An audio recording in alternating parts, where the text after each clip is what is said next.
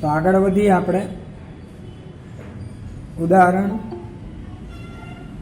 13 એમાં શું કહ્યું છે કે એક દ્વિપદી વિતરણ માટે મધ્યક આપેલો છે અને વિચરણ આપેલો છે।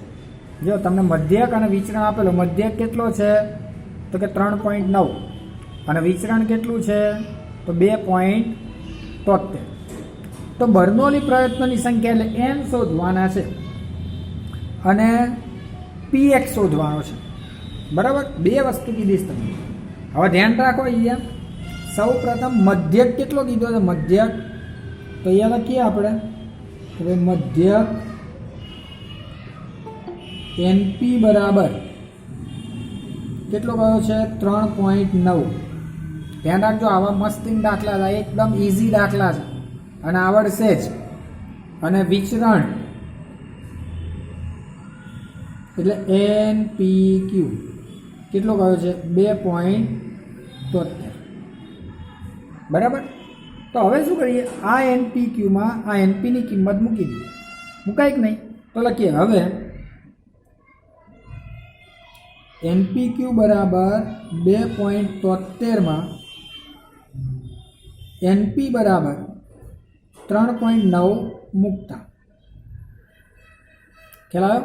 તો જો અહીંયા npq છે એમાં np ની જગ્યાએ કેટલા 3.9 મૂકી દો, તો 3.9 ઇન્ટુ q બરાબર બરાબર 2.73 થઈ ગયું કે નહીં। npq ની જગ્યાએ કેટલા મૂક્યા 3.9, તો 3.9 આ બાદ જાય, બરાબર। તો શું થશે ભાગાકારમાં, તો q બરાબર 2.73 ભાગ્યા 3.9। હવે 2.73 ભાગ્યા 3.9 કરો તો કેટલા થાય છે, 2.73 ભાગ્યા 3.9 0.7। તો q બરાબર કેટલા આવી ગયા 0.7। ચલો q આવી ગયા, બીજી કેમ બનાવી જોઈ લો, વાંધો ને જી સર એમ તો આપ તો નીકળી જશે। ચલો q મળી ગયા। હવે શું શોધવાના તો કે p બરાબર 1 માઇનસ q થાય કે નહીં, તો બરાબર 1 માઇનસ 0.7 એટલે કેટલા રહ્યા 0.3। p મળી ગયા। હવે p મળી ગયા, q મળી ગયા। હવે શું કરવાના તો કે હવે np જે છે np બરાબર કેટલા છે 3.9, એમાં p બરાબર કેટલા 0.3 મૂકી દો,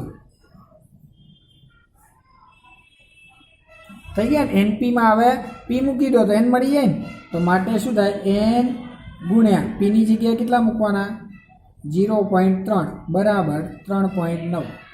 આ નીચે જાય તો માટે n બરાબર 3.9 ભાગ્યા 0.3, તો 3.9 ભાગ્યા 0.13 તરી 39 એટલે n બરાબર કેટલા થાય 13 મળી ગયા। તો જો અહીંયા n મળી ગયા, બર્નોલી પ્રયત્નોની સંખ્યા કેટલી આવી 13 આવી ગઈ। તો અહીંયા લખી નાખીએ હવે તો માટે બર્નોલી પ્રયત્નોની સંખ્યા n બરાબર 13 છે। હવે બીજું શું કહ્યું છે આમાં p ઓફ x શોધવાનું, તો p ઓફ x નું સૂત્ર શું છે, આપણું સૂત્ર મૂકી દઈએ p ઓફ x બરાબર ncx ઇન્ટુ p ની x ઇન્ટુ q ની n માઇનસ x, જ્યાં n બરાબર 13, p બરાબર 0.3 અને q બરાબર 0.7 મૂકતા એટલે આપણું સૂત્ર બની જાય p ઓફ x બરાબર 13cx ગુણ્યા 0.3 ની x ઘાત ગુણ્યા q એટલે 0.7 ની 13 માઇનસ x ઘાત। તો આ તમારો p ઓફ x આવી ગયો છે, સિમ્પલ ખ્યાલ આવ્યો। તો આ જ રીતે આપણે હવે દાખલા ગણવાના છે। જો બધા ઉદાહરણ પણ સરસ છે, પણ આ 3 ઉદાહરણ એટલા માટે ગણાયા કે આપણને ખ્યાલ આવી જાય, બરાબર। એટલે આ રીતે દાખલા ગણવાના છે. તો હવે જો સ્વાધ્યાય તરફ વધીએ આપણે. સ્વાધ્યાય 2.2 બધાનું ધ્યાન અંદર.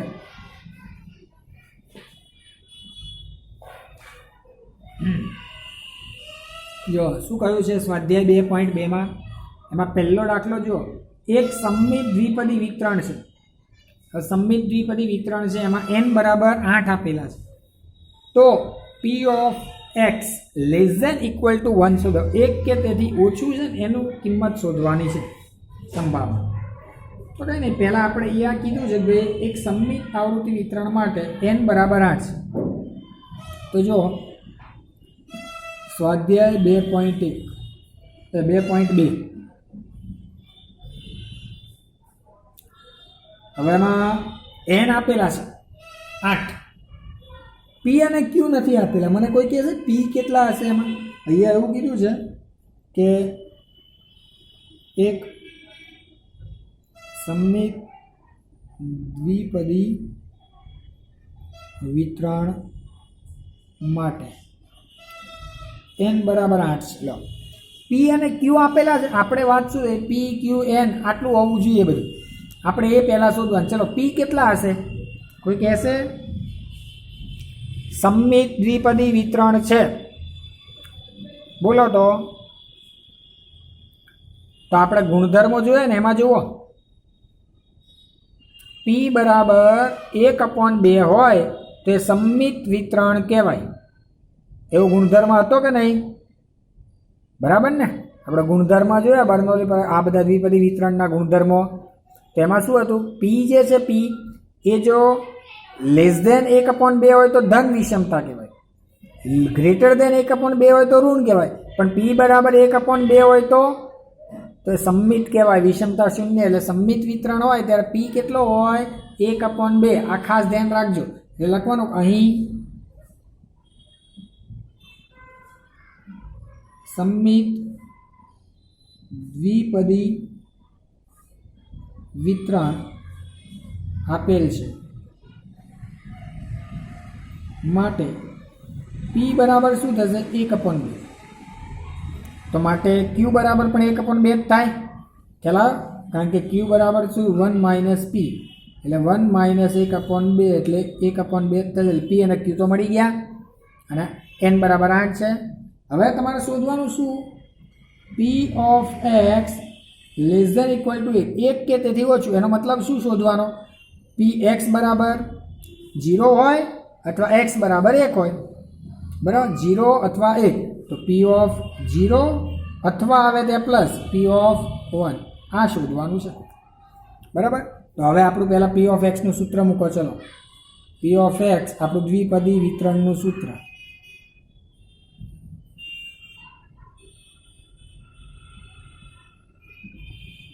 p ઓફ x બરાબર NCx ઇન્ટુ pની x ઘાત ઇન્ટુ qની n - x ઘાત. બરાબર? હવે ધ્યાન રાખજો, હું બંને અલગ અલગ શોધું તો કેવી રીતે શોધાય? તો હું પહેલાં p ઓફ 0 શોધું. n આપણને ખબર છે, p ખબર છે, q ખબર. જે 3 મૂકી દઈએ પહેલાં. n બરાબર કેટલા? તો 8. p બરાબર 1/2, q બરાબર 1/2 મૂકતા, x નથી મૂકતા પહેલાં. તો શું થાય? p ઓફ x બરાબર 8cx ઇન્ટુ 1/2ની x ઘાત ઇન્ટુ 1/2 એની n કેટલા છે? 8 માઇનસ x ઘાત. તો હવે xની જગ્યાએ 0 અને 1 મૂકો એટલે બેની કિંમત મળી જાય. તો માટે ધ્યાન રાખજો બધા, અહીંયા x બરાબર કેટલા મૂકી દેવાના? 0ની સંભાવના શોધો પહેલાં, પછી 1ની સંભાવના શોધો ને એ બંનેનો સરવાળો કરી દો તોય ચાલે. અને અહીંયા નાનું છે એટલે બે જોડે લઈશું તોય વાંધો નહીં. એટલે p of x less than 1 બરાબર p of 0 plus p of 1. તો 0 લઉં તો શું થશે? p ઓફ 0ની કિંમત 8c0 ગુણ્યા 1/2ની 0 ઘાત ગુણ્યા 1/2ની 8 માઇનસ 0 ઘાત વત્તા p ઓફ 1 એટલે 8c xની જગ્યાએ 1 1/2ની 1 ઘાત અને 1/2ની 8 માઇનસ 1 ઘાત થઈ ગયું. તો હવે 8C0 એટલે 1, જો 8C0 એટલે 1/2 0 ઘાત એટલે 1 ગુણ્યા 1/2 8 માઇનસ 0 એટલે 1/2 8 ઘાત વત્તા 8C1 એટલે 8 ગુણ્યા 1/2 ગુણ્યા 1/2 8 માઇનસ 1 ઘાત એટલે કેટલી થઈ 7 ઘાત થઈ ગઈ. આ ધ્યાન રાખવાનું છે આપણો ખાસ. હવે શું કરીશું તો 1 ગુણ્યા 2 8 ઘાત કેટલી થાય 2 ગુણ્યા 2 ગુણ્યા 2 ગુણ્યા 2 ગુણ્યા 2 ગુણ્યા 2 ગુણ્યા 2 ગુણ્યા 2 કેટલા થાય છે બોલો તો 2 8 ઘાત કેટલી થાય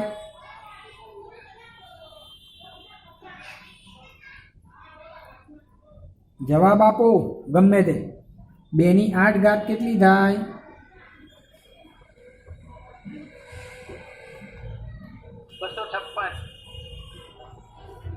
256 તો 1 અપોન 256 બરાબર 1 ની 8 ઘાત 1 બરાબર વત્તા 8 એકા 8 ગુણ્યા 1/2 ગુણ્યા જો 1 ની 7 ઘાત 1 અને 2 ની 7 ઘાત કેટલી થાય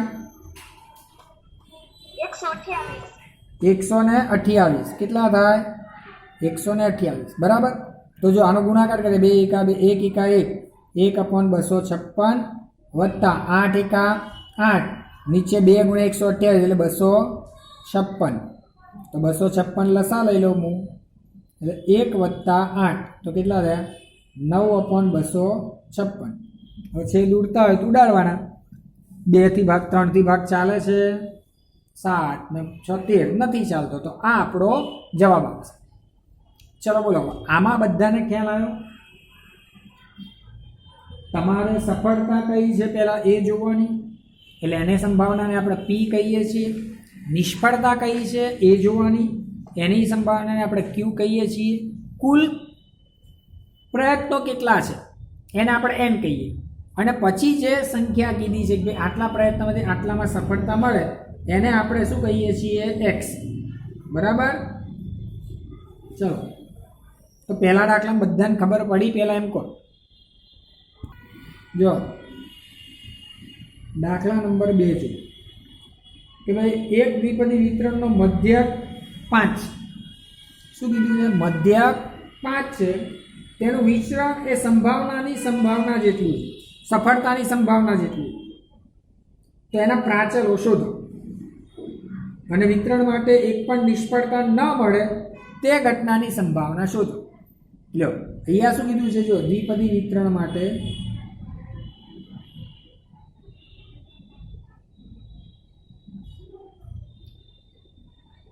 મધ્યક એટલે એનપી આપેલા કેટલા આપેલા મધ્યક 5 ભાઈ વિચરણ કેટલું છે વિચરણ એ સફળતાની સંભાવના જેટલું છે.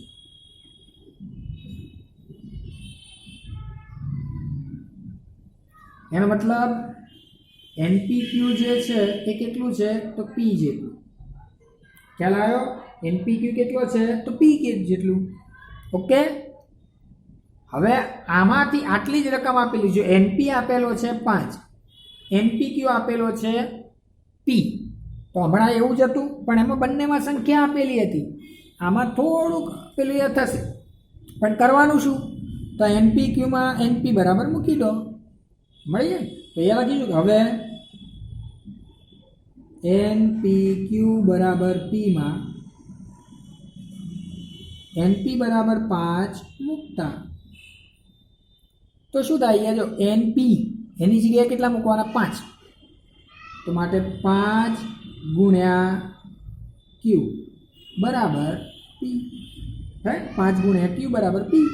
હવે ક્યુ આ જે છે આ ક્યુ આ ધ્યાન રાખજો આ શું છે ક્યુ ક્યુ બરાબર શું છે કોઈ કહેશે મને ક્યુ બરાબર શું થાય 1 - p. હા 1 - p. તો હવે શું કરીશું તો હવે ક્યુ બરાબર 1 - p મૂકતા એટલે આપણને જો બધું ક્યુ છે એનું પી પડે, અથવા તો પી બરાબર 1 - ક્યુ મૂકીએ તો ક્યુ મળે. આપણે પી શોધવો જ પહેલાં, તો ક્યુ બરાબર 1 - પી મૂકતા તો શું થશે? અહીંયા 5 ગુણ્યા ક્યુની જગ્યાએ 1 - પી બરાબર પી. કૌંસ છોડી દઈએ એટલે 5 × 5, 5નો ગુણાકાર એક સાથે, -5 ગુણ્યા પી એટલે 5p બરાબર પી. 5 આ બાદ જાય 5p બરાબર, તો 5 બરાબર પી વત્તા 5p, 5 ને 1 6, તો 5 બરાબર 6p. 6 નીચે ગયા એટલે p બરાબર કેટલા? 5/6 થઈ ગયા કે નહીં? તો માટે p બરાબર 5/6. ચલો p તો મળી ગયા. હવે p આટલા હોય તો p મળે એટલે પહેલું મને ખબર પડી જાય, q શોધી નાખવાનું 1 - p એટલે 1 - 5/6, તો 6 × 6 માંથી 5 જાય એટલે 1/6. ચલો q મળી ગયા, p અને q મળી ગયા. હવે p અને q મળી ગયા એટલે પ્રાચલ શોધવાનું, તો n શોધવાનો હોય તો હવે આપણને આપેલું શું? અહીંયા np આપેલો છે ને, તો એમાં મૂકી દો p ની કિંમત. તો લખવાનું હવે np બરાબર 5 માં p બરાબર 5/6 મૂકતા થઈ ગયું કે નહીં? તો કેટલા થાય? n ગુણ્યા p ની જગ્યાએ 5/6 બરાબર 5. 6 ઉપર જાય 5 નીચે જાય, તો માટે n બરાબર 5 ગુણ્યા 6/5, 5 5 ઉડી ગયા, n બરાબર કેટલા આવ્યા? 6. તો પ્રાચલો મળી ગયા આપણને. કયા કયા આવ્યા પ્રાચલો?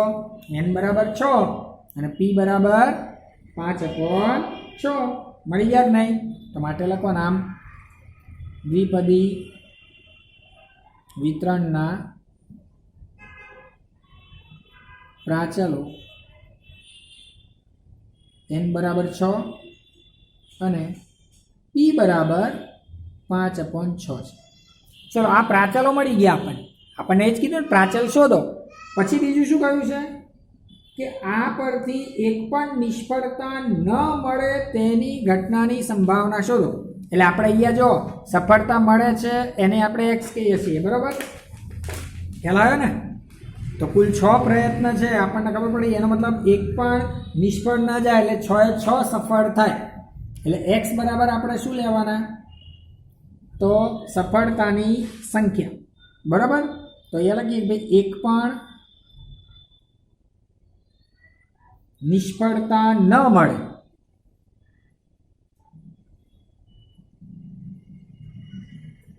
બરાબર, એનો મતલબ શું થયો? તેની સંખ્યા એટલે કે બધી જ બરાબર સફળતા મળે, બરાબર? બધી જ સફળતા મળે તે, બરાબર? હવે મળે તે સંખ્યા, એ સંખ્યા કેટલી થાય? કુલ કેટલા પ્રયત્નો છે? તો કુલ 6 પ્રયત્ન છે એટલે x બરાબર 6 ની સંભાવના છે. 6 એ 6 પ્રયત્નમાં સફળતા મળે. આપણને એમ કીધું કે એમાંથી 2 પ્રયત્નોમાં સફળતા મળે, તો સફળતા મળવાની સંખ્યાને આપણે શું કહીશું? x. એટલે x બરાબર 2 લઈએ. પણ અહીંયા એમ કીધું એક પણ નિષ્ફળતા ન મળે, એનો મતલબ બધી જ સફળતા મળે. તો બધા જ શું થાય? સફળ થાય. એટલે x બરાબર 6 લઈ લેવો. 6 એ 6 પ્રયત્નમાં સફળતા મળે. તો હવે આપણું p ઓફ x બરાબર સૂત્ર શું છે? ncx ઇન્ટુ pની x ઘાત ઇન્ટુ ક્યુની n - x ઘાત. એમાં n બરાબર 6, x બરાબર 6, p બરાબર 5/6 અને q બરાબર 1/6 મૂકતા એટલે શું થશે? p ઓફ 6, 6 એ 6 પ્રયત્નમાં સફળતા મળે એની સંભાવના કેટલી? તો 6c6. p કેટલા? તો 5/6 ની 6 ઘાત. q કેટલા? તો 1/6 ની 6 - 6 ઘાત. થઈ ગયું કે નહીં? તો 6c6 એટલે કેટલા થાય? 1. 5/6 ની 6 ઘાત અને અહીંયા 1/6 ની 6 માંથી 6 જાય તો 0 ઘાત. ચલો હવે 1 ગુણ્યા 5 ની 6 ઘાત કેટલી થાય? બોલો તો 5 ની 6 ઘાત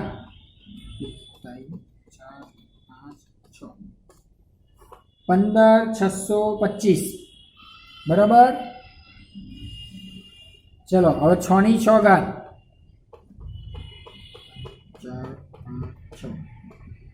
તો 46,656 ગુણ્યા 1/6 ની 0 ઘાત, તો એ તો 1 જ થશે. તો કેટલા આવ્યા જવાબ? 15,625 છેદમાં 46,656. હવે આના જો છેદ ઉડતા હોય તો ઉડાડવાના, નહીતર આપણે એક પણ નિષ્ફળતા ન મળે એની સંભાવના આપણને મળી. ઓકે.